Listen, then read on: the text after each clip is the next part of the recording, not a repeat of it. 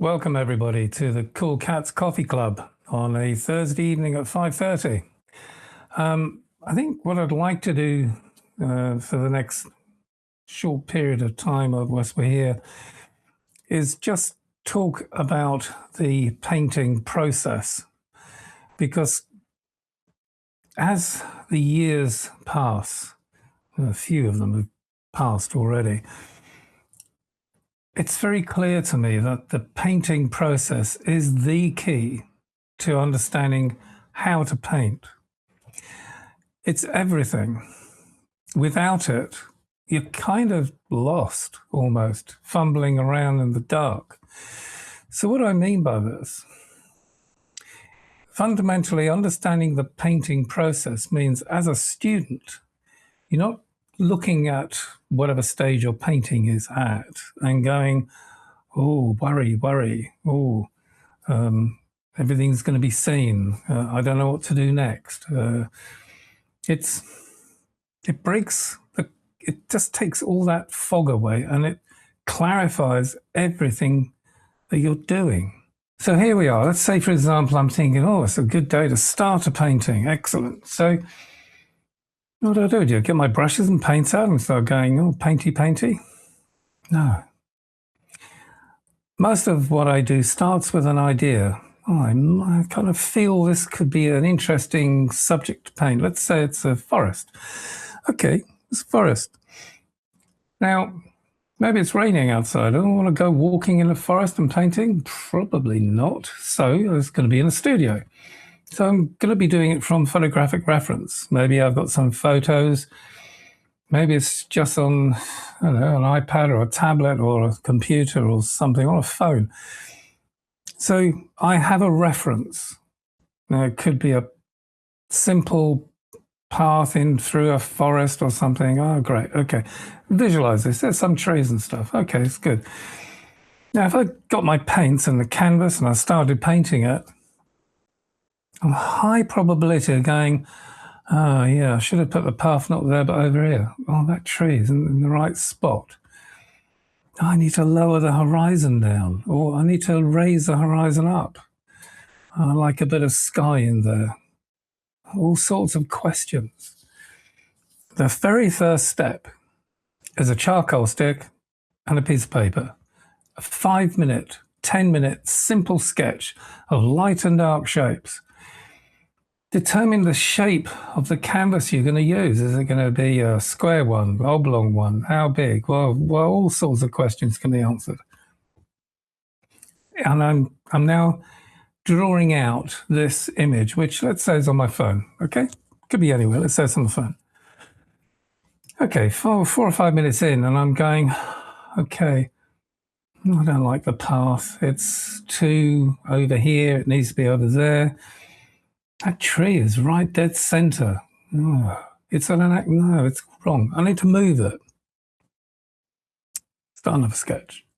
Well, I've got 4 minutes into the sketch. A piece of scrap paper goes up and sketchy. I'm altering the design of what I have in my head, or maybe just a feel of what I want to do. That's the first step of the painting process. The decision of what it is that you're going to be painting or drawing. It's easy to do it on charcoal sketch. It's cheap, it's fast, it's within 5 minutes you've done one. Within 10 minutes you've done 2 or 3.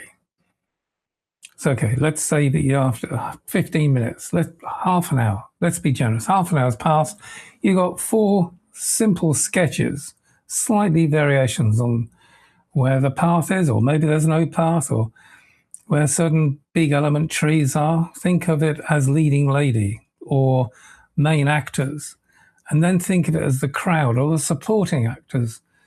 Don't worry about them. Worry about the big things first. The fallen tree, the big rock, the path. These things are important. I just want trees. I just want the forest. And no, but nothing else. So when someone buys one of my paintings, they can transport themselves into the forest. Oh, that's a good idea. Maybe. I don't know. Maybe not. It's personal.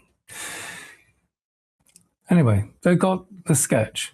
First thing you do after the sketch is stage 2, which is an imprimatura, first layer. In other words, a tonal study, a tonal value study of the painting itself on the canvas, clearly, or on a smaller section of canvas. So if you've got a canvas this big, maybe you want to put a little canvas board so big and do a test painting. Oh, who knows? I mean, it's okay. You can do whatever you wish. It's your painting. I like to do a small test painting first, and I want to test the design. I want to go, yeah, that's it. Oh, hang on. No, I'm going to move that rock. It's slightly over here. This is my painting process. This is what I do. So we got the sketch. We got the little painting, imprimatura, tonal value study. Good time to choose colors. Now, forests are green. Green is one of those colors which doesn't quite fit the bill on modern day designs. 1920s, 1930s, 1940s, yeah. Year 2000, 2010, 2020. Green's not a very popular painting color. Oranges, purples, blues, yeah, they're popular because they go with cream walls or white walls. But so we got the design drawing. Our choice takes maybe 15, 20 minutes, half an hour. That's what you're going to paint. You don't waste a lot of time. No material loss.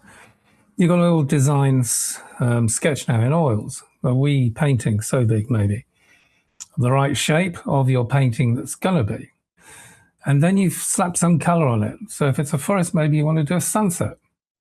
Autumn forest. It's oranges. It's maybe some greens in there, but it's not green dominant.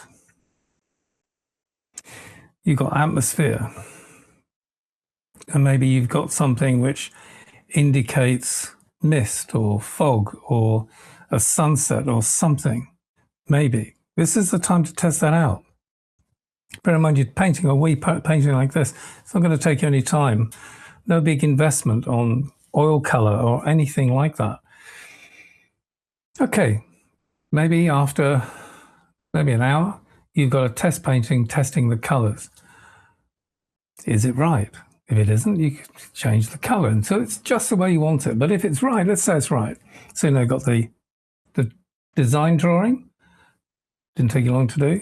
And you've got this little design painting, tiny little painting. It's a guide for your color and what the painting's going to look like. Now you get the big canvas out. The 1.2 meters by 600 high, whatever it is, canvas. And you stick that up and you do the first layer, which is the imprimatura stage, which is Latin for first layer. And this is tonal value, it's a stain. You quickly bash that out. I don't know, maybe half an hour. Let's say an hour and a half. But it's the whole canvas and it's tonally valued. And you've got the image on there and it's just looking nice. Mixy, the paint, first bits of paint goes on. Now, for those of you who aren't used to oils, you're thinking, oh, it's going to take hours, months to dry. No, the imprimatura is mixed in with a terps or a solvent and it takes half an hour to dry. Depends what solvent you use. It's no big deal. You do the imprimatura in the morning, you go to lunch, come back, it's dry. You can start slapping paint on immediately. The first paint that you stick on is diluted with solvent, which means it dries quicker and it's leaner. Do you remember the fat onto lean principle?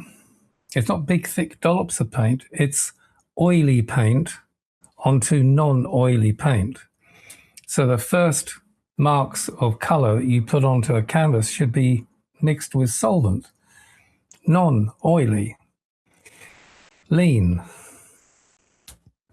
And as you develop the painting up and you add you increase the oil content of the paint mix until the final stages, which is just, it could be just oil, either a little bit of linseed oil added to your oil paint with no solvent additives at all. That's fat onto lean, oil onto non-oil, and it means it won't crack. So let's look at the painting process itself. The initial marking out to the Imprimatura is you telling you where stuff's going to go. No one's going to see that. No customer who's going to be buying your painting is ever going to see that. That's just all for you. So if you get the mark in the wrong place, no big disaster. It's fine. It's okay. Change it, lift it, move it, whatever it is, just don't worry about it. So the Imprimatura is done. The design of the painting is now laid out onto the canvas. Now you put the first paint layers on with solvent. And it's called the blocking in stage. You block in the main colors. Keep it simple. You don't have to put any, what's that stuff called? Detail in at all. If it's blue, put some blue in. You can make it the right blue. Don't make it greeny blue if it's purpley blue. Don't make it purpley blue if it's greeny blue. Try and get the tonal values tuned in as well. That helps. But no need to go to detail. The blocking in stage is now done. So you've got the Imprimatura stage, the mapping out. Then you've got the first blocking in stage, which is the first throws of color going in. The second step is just complicating the image out a bit. In other words, you've got a big mass of blue. Well, maybe it's slightly different blue here, slightly different blue there, lighter, darker. This is the time to do that. That's the second layer. The paint goes on. Again, the viewer is never going to see this. It's all for you, so don't worry. Third stage is further complication of the previous step. So you've blocked it in with color, you've refined it a bit with color, which is a little bit more oily than the first layer.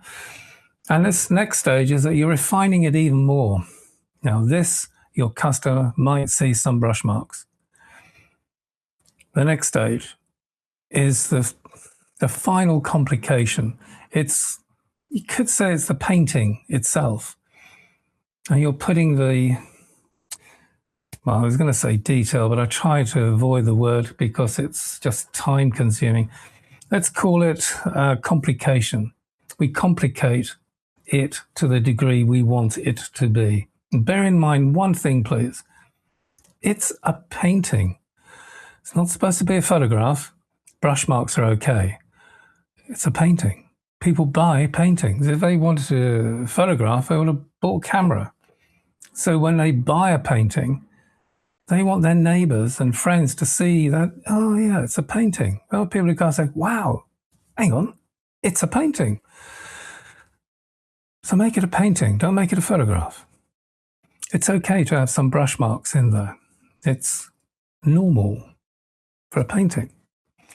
So then the final bit could be the finishing touches, the glitz, the reflections, the sparkle, the whatever you want to call it. And that's the painting process, and that's the painting finished. Starts with a design sketch, then a little test painting. Then you go to the big main canvas and you start the Imprimatura stage. You start mapping it out. Then you block it in with color. Then you complicate that block in with a little next stage. Then you complicate that even more with the next stage. And then you put the sparkle and the finishing touches to it, and then as your painting finished. If you do that, it means one big thing. It means when you're looking at a blank canvas, you're not worrying about making a mistake because no one's going to see it. When you're blocking the colors in for the first time, you're not worried about getting the colors wrong because no one's going to see it. If you get it wrong, big deal, correct it. And the first complication stage, the third stage of the painting process, no one still is going to ever see anything that you mark on the canvas at that stage. It's all for you, no one else. And it's giving you the time and a chance to get it right the way you want it.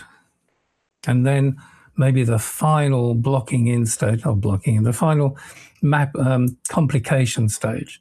And that stage, people might actually see some brush marks. But by now, you've got the right colours, you've got the right thing, it's all in the right places. What's going to go wrong? Very little. And then the final bit is the sparkle, the final touches. And then you've got a ka-ching, it's done. Finito. Put on the shelf, let it dry, and away you go. That's the painting process. If you learn that, make your life so much easier. Without understanding the painting process, I would not be able to do the paintings that I do, until you wouldn't be able to work the way I work, nor teach the way I teach. The painting process is everything to me and becomes everything to my students. And honestly, it takes away so much pain, worry, indecision, and just nothing worse than seeing a student just staring at the canvas, not knowing what to do. It's crazy. Always know what to do. And that is something I would invite you all to do. So I think I'm going to call it there. We've covered quite a bit on the painting process, and please do ask any questions that you want to ask on this. And I can easily do, as a number of courses we already have on the community, but I can easily really look at doing a course on just this, the painting process, and outlining it and making it so very obvious as to what you should and should not do. Okay, guys, well, hope you've enjoyed this. Be safe, have a lovely weekend, and I'll see you on Tuesday. All the very best. Bye for now.